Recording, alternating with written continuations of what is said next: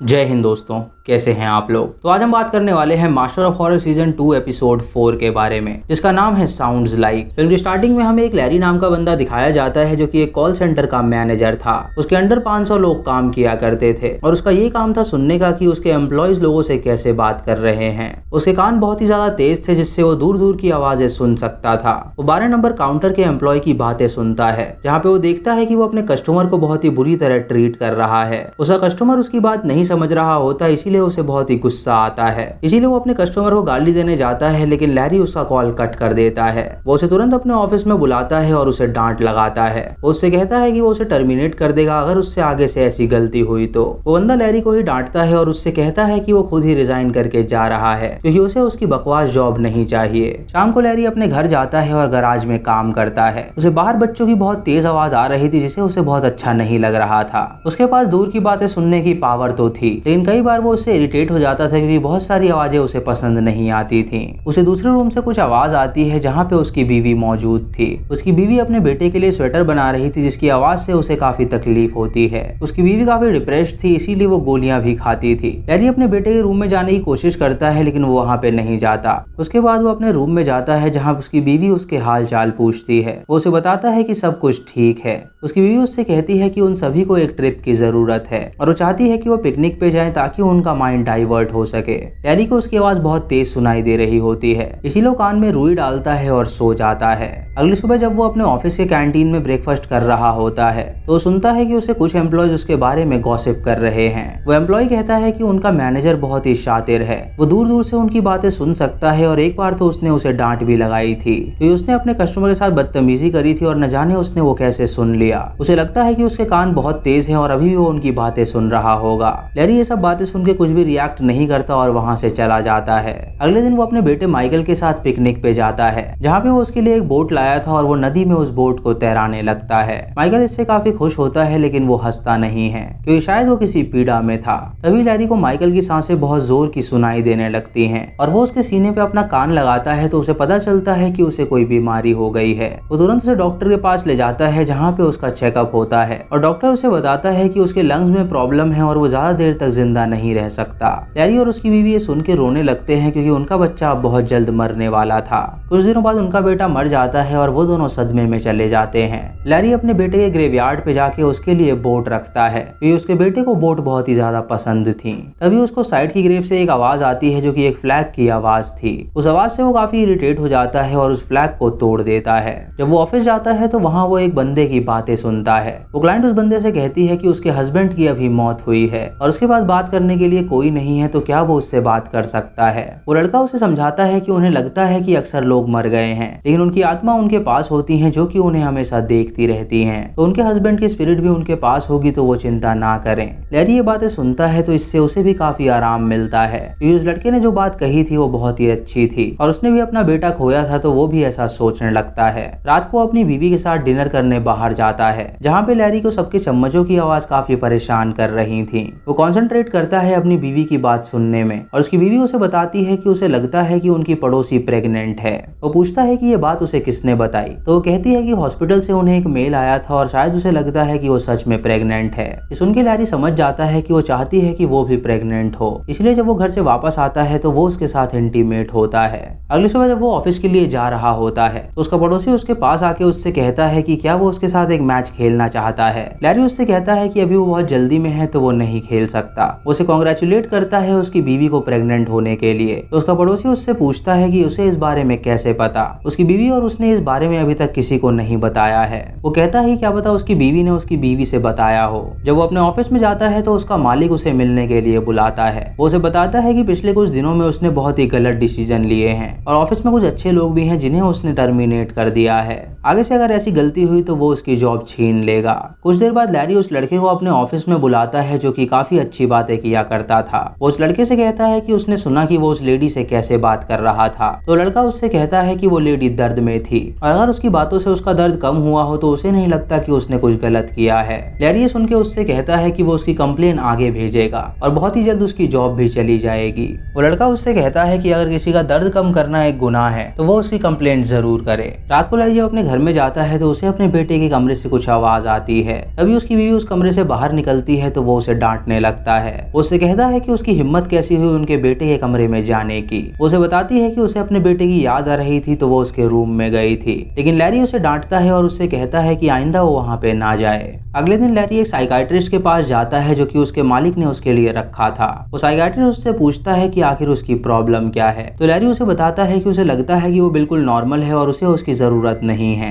वो लैरी को समझाता है कि उसे पता है कि उसके बेटे की हाल ही में मौत हुई है और वो इस बात से दुखी है और वो चिंता ना करे, अगले सेशन में वो उसे सब समझाएगा। वो उसे एक तारीख देता है अगले सेशन में मिलने के लिए और तभी लैरी को उसके सांसों की आवाज आती है जो कि बहुत ही तेज आ रही थी और वो नोटिस करता है कि वो अपने पैर भी चला रहा है, जिससे उसे पता चलता है कि वो बीमार है और वो अंदर से डरा हुआ है। लैरी उससे कहता है कि उसने सब कुछ सुन लिया है और उसे डॉक्टर की नहीं बल्कि उसे खुद डॉक्टर की जरूरत है। ये सुन के साइकाइट्रिस्ट उससे कहता है कि उसे इसके बारे में कैसे पता, तो लैरी उससे कहता है कि सुन के उसे सब कुछ पता चल जाता है। शाम को लैरी जब अपने घर में होता है तो उसे बाहर से बहुत तेज आवाजें आ रही होती हैं, इसीलिए वो हेडफोन्स लगा लेता है जिससे उसे काफी राहत मिलती है। अगले दिन लैरी उस लड़के से मिलता है और उससे बातें करता है। वो उसे बताता है कि उसने उसकी कंप्लेन आगे नहीं करी है क्योंकि वो एक अच्छा इंसान है और वो उससे कुछ बातें करना चाहता है। वो उसे उसी स्पॉट पे लेके जाता है जहाँ पे वो अपने बेटे को लेके जाया करता था। वो इमेजिन करता है कि वो लड़का उसका बेटा है और वो उसे बताता है कि साइलेंस बहुत ही अच्छी चीज होती है। कई सारी आवाजें सुन के वो पक गया है और उसे अब पूरी तरह साइलेंस चाहिए। वो उसके पैर पे हाथ रखता है और उससे कहता है कि उसे कुछ समझ में आया या नहीं। उसके बाद वो अपनी आंखें बंद करता है और साइलेंस को सुनता है। तभी वो देखता है कि वो लड़का काफी अनकंफर्टेबल फील कर रहा है।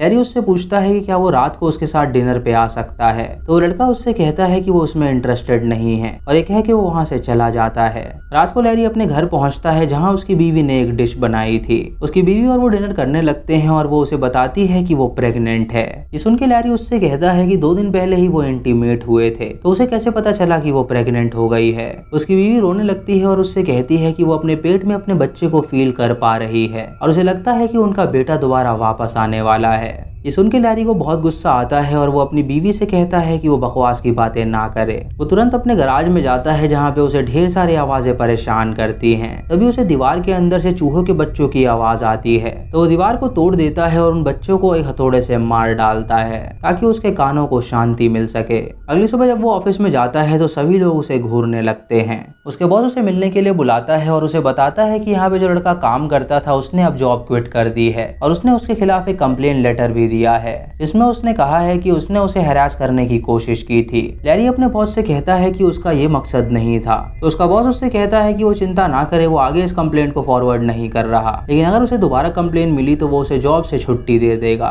फिर लैरी अपने बेटे के मरने का दिन याद करता है। वो हॉस्पिटल में था और वहाँ पे वो अपनी आखिरी सांसें ले रहा था। लैरी को वहाँ की आवाजें काफी परेशान कर रही थी, लेकिन तभी उसके बेटे ने दम तोड़ दिया, जिससे उसकी बीवी और उसे काफी सदमा लगा था। शाम को लैरी जब घर वापस जा रहा होता है तो बहुत तेज बारिश होने लगती है, जिसकी तेज आवाज सुन के वो काफी इरिटेट हो जाता है और बाहर निकलता है। उसे एक लाइब्रेरी दिखती है तो वो उसके अंदर जाता है जहाँ पे उसे शांति मिलती है, लेकिन तभी उसे वहाँ पे ढेर सारी आवाजें आने लगती हैं, जैसे पन्ने पलटने की आवाजें। वो तुरंत भागते हुए अपने घर जाता है जहाँ पे उसे बल्ब की भी आवाज आती है। इसीलिए वो एक बेसबॉल बैट उठाता है और सभी चीजों को तोड़ने लगता है ताकि वो कोई भी आवाज ना कर सके। उसे एक्वेरियम से आवाज आती है तो वो उसे फोड़ने जाता है, लेकिन मछली को देखकर उसे उस पर दया आ जाती है, इसीलिए वो एक्वेरियम को नहीं फोड़ता। वो सीधा अपने घर के बाहर लगे मीटर को उखाड़ के फेंक देता है ताकि कोई भी इलेक्ट्रिक चीज आवाज ना कर सके।